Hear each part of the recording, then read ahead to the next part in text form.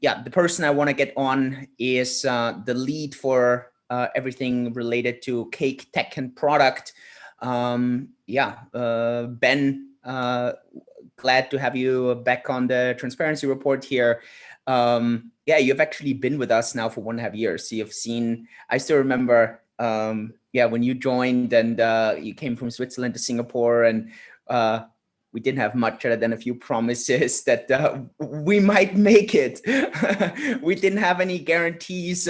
Funding was tight. Yeah, it's been a crazy ride. How has it, like looking back, maybe really over the entire Cake career, the last 1.5 years, what kind of sticks out for you? Hey, thanks for having me again. Yeah, I still remember that as well. Actually, there's been a lot of people, or some people who told me, don't go, such a risk, and you really don't know what's gonna be there, and it's a new company, and but I'm really glad I took the step, and yeah, it's so far it's really the best decision in my life. Totally. Man, this was a real leap of faith, I have to admit, because I still remember, I mean, we didn't have much other than a few promises and a few crazy ideas. The substance was definitely not there. And I can still remember when Ben was like, so what is the team like? And I said, yeah, everything is super solid. And he came in and Ben was like, fuck, I need to clean up everything here. Like, we need to structure everything. Until you were here, it was like, yeah, wow, everyone was working on everything. And yeah, and then you really started cleaning up. So that was super exciting. Totally, yeah. The team changed as well quite a bit. Always improving, getting new talents on, and yeah. I mean, I have to say, at the moment the team is so good. I'll give some more details later yeah, when we talk about the product. Cool. Do you want to share a bit of the highlights for you? Obviously Q4. Yeah, and yeah, what stood out for you? Of course. I looked at the Q3 report and looked at what we planned, and we didn't really do anything. We planned not anything, but we planned a lot of stuff, and then totally like liquidity mining hit us. I mean, it was a great experience, but there are also some points we didn't achieve. We planned back in Q3, right? So, for example, we still have this in our roadmap on the Cake DeFi website, Cake 2.0, right? The whole Cake revamping. We want to move to cake.defi.com domain. It's still a pool.cakedefi.com domain, but yeah, it should follow next or this quarter actually. What's the challenge actually? So it's actually a bit of a technical challenge because we want to have the pool still integrated in the site as an app. It's kind of it's totally an app, right? You send something to the server, you get a lot of response there. But then we also want to have some pages that are non-responsive. For example, our current, when you go to cakedefi.com, our current website, the front, we want to have this a bit static, that it loads very quickly, right? So users are not like, why is this application loading for so long?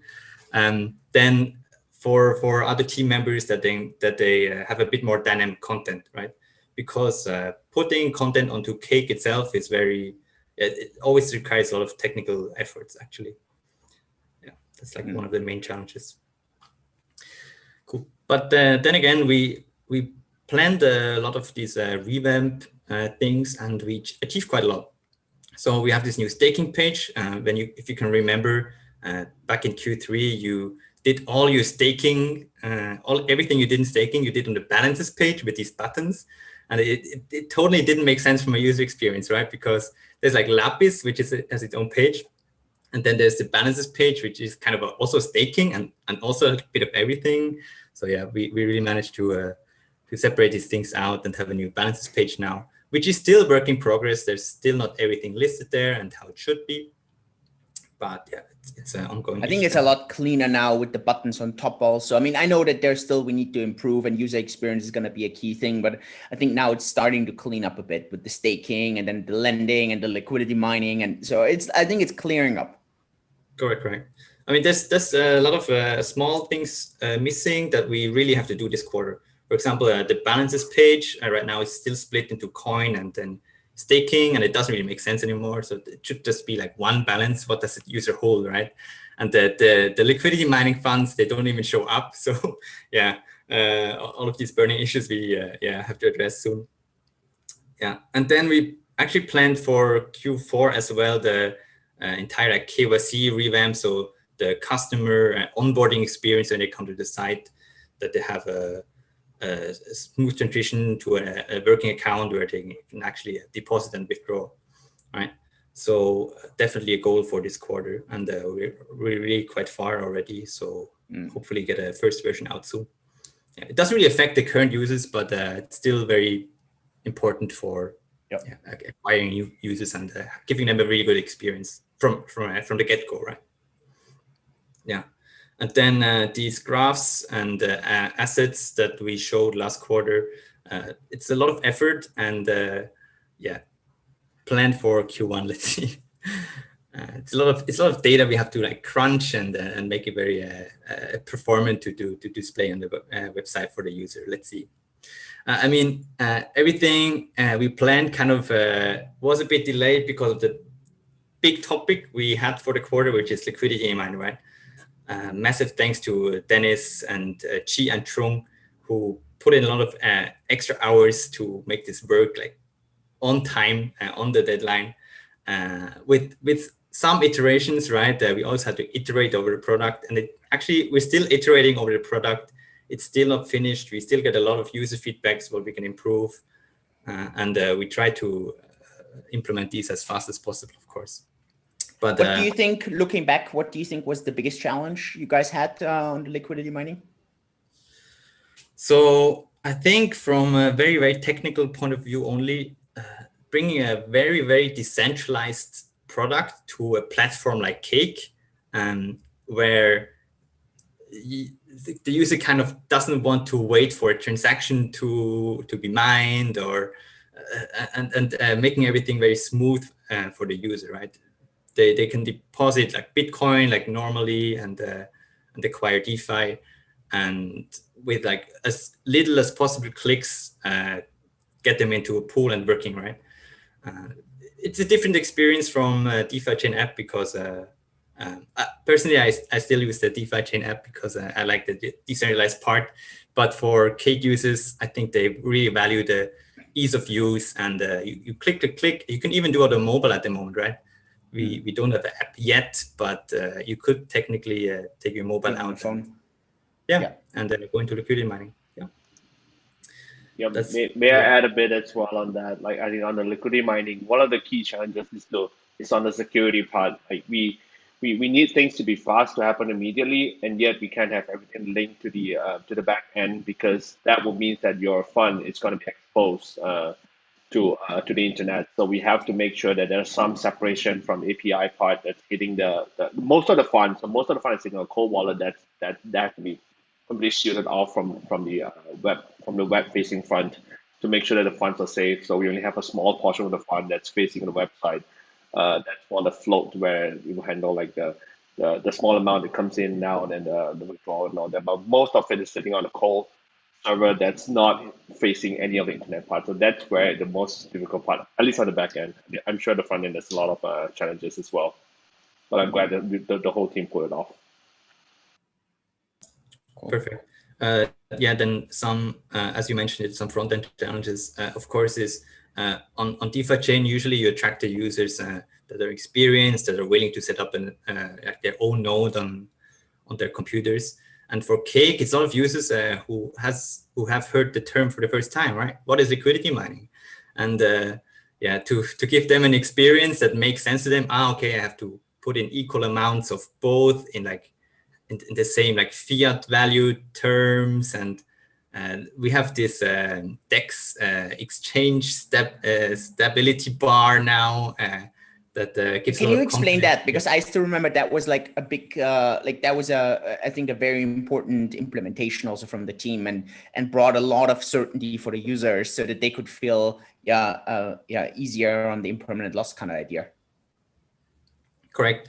So the problem is, as u-zyn already described, it's not an instant transaction when you or when we acquire shares on DeFi chain side, because on chain we still have to get the shares, right, for the user. but we kind of have make this either delayed or we buy them afterwards, right?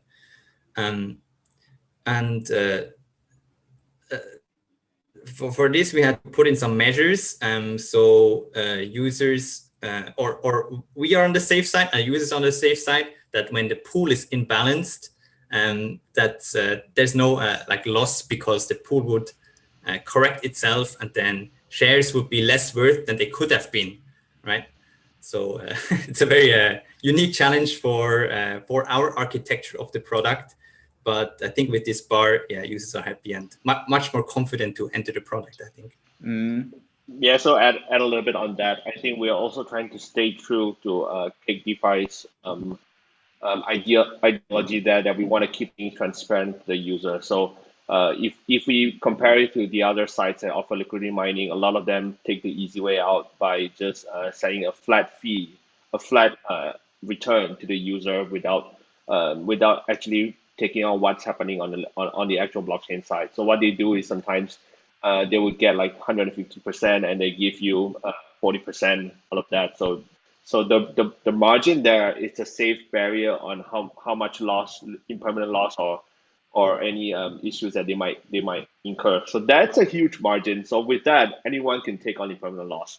But for us, we're trying to stay true to our philosophy that we want to be transparent. We want to take only 15% fee. So that brings in a ton of challenges to our side. We want to make sure that we try to stay as close as possible to the blockchain. We want to charge only 15% fee. And yet we want to keep the funds secure and safe and offline. So that's all the challenges that it brings. So I think the team really comes all together and come up with a good solution that we have so far. I think we're one of the best liquidity mining experience, and in terms of balance between security and user understanding of the product, and also staying true to the value that you're going to get on the blockchain. So you're only paying 15% fee and nothing more. Unlike most exchanges where they can like steal that away from you. Yeah, I think that's an important part to mention here as well. Yeah, cool. Yeah, I agree. Liquidity mining, I think also for the community, was a major thing, obviously a major driver. Brought us so many users on Cake, obviously a lot of revenue, a lot of assets under management. Yeah, it's been absolutely insane and fantastic, and the team did a really good job there. Yeah. Ben, anything on like any other highlights for you for Q4? I know that there's still a couple more. Of course, just to add on that, actually the really transparent feature we haven't even launched yet for liquidity mining. We are saving all the rewards in the database with the transaction IDs. So it was the idea to also publish this to the user, and so similar to what you could do in staking, see the actual rewards and see what are we actually accumulating and paying out to the users, right? That's cool. I didn't even know that this was on the roadmap. I didn't know that. That's cool. Okay, great. Yeah, that's actually really exciting. Yeah, we have the numbers. Why not show them, right? I mean, we don't have anything to hide, right? Cool. And then there's a couple of other smaller things. Of course, we're still ongoing effort to improve UX on all sides. For example, the dialogues. They got a bit out of fashion. We spiked them a bit up. And then end of year, I think also very important for user growth was the new deposit bonus. Yeah. Not too difficult for tech side, but the challenge there was definitely for support and the tech team that does the admin side of things, because we had so many new users. KYC was a big topic for the last weeks and the first weeks of the year. Especially over Christmas. I mean, we launched this like at the week before Christmas, and then like we were like, yeah, let's take the holidays a bit slower. Whoa, every day, like thousands of signups. It was just insane. Yeah, I mean, it makes sense, right? You go on your Christmas holidays, okay. Do not that much, but you refer your friends, you tell them you're liquidity mining on Cake with like 300% APY. Why wouldn't you refer anybody, right? Yeah. And then, yeah, special shout out to Fabrizio, Ying, who doing support and operations there, definitely, and Steven and Jimmy, who handle all the changes for actually this this team to keep the site stable, and it's actually one of the key teams I think over the holidays who kept the site running as well. Yeah, and especially poor Alvin, who was like, who really had to kind of keep the KYC side going. This is just insane. Like, yeah, yeah. Oh, yeah, We got him in. He's like, hey, you know, yeah, holidays, you can take it a bit slower. And suddenly you're like, no, sorry, dude. Like, you need to work over hours. Yeah, it was just overwhelming, but I mean, positive. That's mostly from tech side. A really great quarter. Yeah, looking forward to the next one. I think one thing that you didn't mention was the 50% discount for the VIP program, right? We updated there as well. Sure. Can also talk a little bit like that. I didn't plan to mention it because it only affects a certain amount of users. But yeah, sure. We have to mention, definitely. You're right. So we gave the users, or we planned to have the feature that you can swap your DeFi back to Bitcoin for a 50% discount, Bitcoin or Ether. And that's for the master bakers. Yeah, very, very quick implementation from Dennis and Chi. It was, I mean, basically, we had the designs. We knew what needs to be done. And these two guys just, yeah, they coded it down in, I think, less than a week. Yeah, really, really smooth job there. Really, really fast and super lean, great execution. Yeah. If you had to like pick out one thing that was like maybe the highlight, what were you most impressed with in the team? What was a step where like, wow, you know, like this is where the team got together, or yeah. For the tech team, I think at the moment we have a team that really sees or sees what the users' pain points are and try to improve them. Then all of them, they give a small little feedback. Can we do this? Can we improve that? And that's super, super valuable because we have it from both sides, right? The users tell us things we can improve. The tech team tells, or brings up things that we can improve. Yeah, so really smooth experience for like product management in a whole.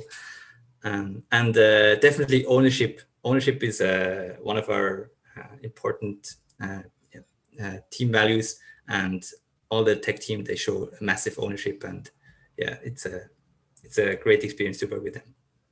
Yeah, cool. No, definitely great work from everyone. So yeah, that was outstanding. And then look, at the end, marketing and community can only do such a fantastic job because the product is there. So yeah, it was definitely great. And yeah, I love the interaction also. I know that many of you have the interaction on Telegram with our users. I think that's fantastic. And being this close helps solving problems. So really, really cool.